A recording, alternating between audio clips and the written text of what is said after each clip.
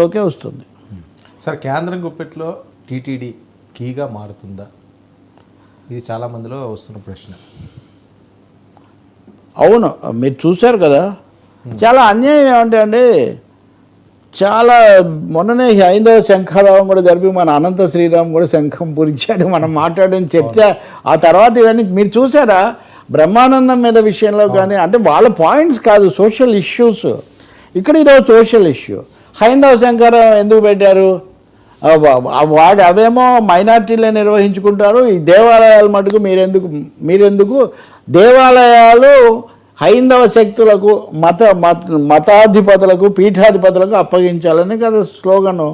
వాటిని విముక్తి చేయాలి, ఈఓలు ఏంటి ఇవన్నీ ఏంటి అని. మరి కేంద్ర ప్రభుత్వం టీటీడీని రాష్ట్ర ప్రభుత్వం అధీనంలో ఉంది, కేంద్రానికి ఏం సంబంధం లేదు. పూర్తిగా రాష్ట్ర ప్రభుత్వ అధీనంలో కూడా లేదు. తిరుమల తిరుపతి దేవస్థానం అనేది ఒక స్వయం ప్రతిపత్తి కలిగినటువంటి ఒక బోర్డు. అది కాకపోతే నియామకాలు మటుకు రాష్ట్ర ప్రభుత్వం చేస్తుంది అంతే. ఆదేశాలు రాష్ట్ర ప్రభుత్వం ఇవ్వదు. ఏది ఎలా లైన్లు కట్టాలి, ఎలా ప్రసాదాలు చేయాలన్నది టీటీడీయే నిర్ణయించుకుంటుంది.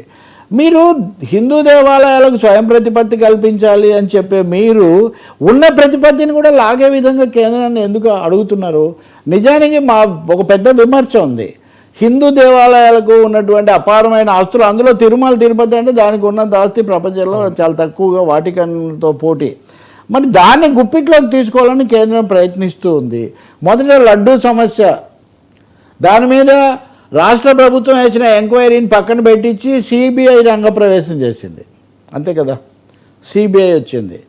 ఆ తర్వాత తొక్కిసలాట, ఆ తర్వాత అక్కడ పోర్టులో జరిగిన అగ్ని ప్రమాదం, దీన్ని మెన్షన్ చేస్తున్నారు. దీని గురించి మన రాష్ట్రంలో మీడియాలో చర్చ జరగనే లేదు. నేను ఆరోపణ చేస్తున్నా.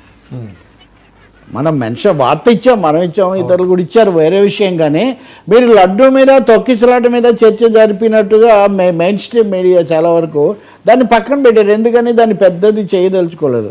కానీ కేంద్రం పెద్దది చేస్తుంది. ఇప్పుడు 1, 2 అయిపోయి పోర్టులో అగ్ని ప్రమాదం జరిగింది, దీని మీద మాకు దర్యాప్తు నివేదిక పంపించండి, అలాగే సంజీవ్ కుమార్ అనే ఒక అధికారిని కూడా ఇక్కడికి పంపిస్తున్నారు. అంటే నెమ్మదిగా తిరుమల తిరుపతి దేవస్థానాన్ని కేంద్రం అధీనంలోకి తీసుకోవాలి అనే ఒక ఆలోచన చేస్తున్నారనే ఆరోపణ చాలా రోజులుగా ఉంది. ఏ విధంగా అయితే అయోధ్య కోసం ఒక ట్రస్ట్ పెట్టి ప్రధాని కార్యాలయంలో కార్యదర్శిగా పనిచేసిన నృపేన్ అనే ఆయన్ను, నృపేన్ కుమార్ ఏదో ఉంది ఆయన, నృపేన్ మిశ్రా అనే ఆయన్ని పంపించారు. సో అదేవిధంగా టీటీడీ ఇంత పెద్ద ఆలయం కేవలం రాష్ట్ర ప్రభుత్వ అధీనంలో ఉండటము అన్నది బీజేపీ సంఘ పరివారికి అంతగా మింగుడు పడడం లేదు. ఏదో ఒక అవకాశం తీసుకొని దాంట్లో దిగాలి. పైగా హిందూ ధర్మ పరిషత్ పేరుతో విహెచ్పి శక్తులు తిరుమలలో బలంగా పాతుకొని ఉన్నాయి. కాబట్టి ఇక్కడ ఈ ఉత్తర్వు అనేది నిజంగా జోక్యం. మీరు విడుదల చేసి పీఠాధిపతులకు అప్పగించాలనే వాళ్ళు రాష్ట్ర ప్రభుత్వం కాదు కేంద్రం రావాలని ఎందుకు అడుగుతున్నారు? ఇది చాలా పెద్ద సైద్ధాంతిక సమస్య ఇది. మరి వీళ్ళందరూ ముందు వ్యతిరేకించాలి. ఎవరు శంఖం పూరించలేదు ఇంతవరకు. అందుకనే నేను మీ అనుమతితో ఇక్కడ శంఖం పూరిస్తూ ఉన్నాను. తిరుమల తిరుపతి దేవస్థానం యొక్క స్వయం ప్రతిపత్తిని దాన్ని కాపాడండి. ఇన్ని శతాబ్దాల నుంచి నడిచినటువంటి దానికి ఇప్పుడు ఢిల్లీ నుంచి వచ్చి దాన్ని పాలించాల్సిన, దాన్ని పర్యవేక్షించాల్సిన అగత్యం ఎంత మాత్రం కూడా లేదని నేను భావిస్తున్నాను.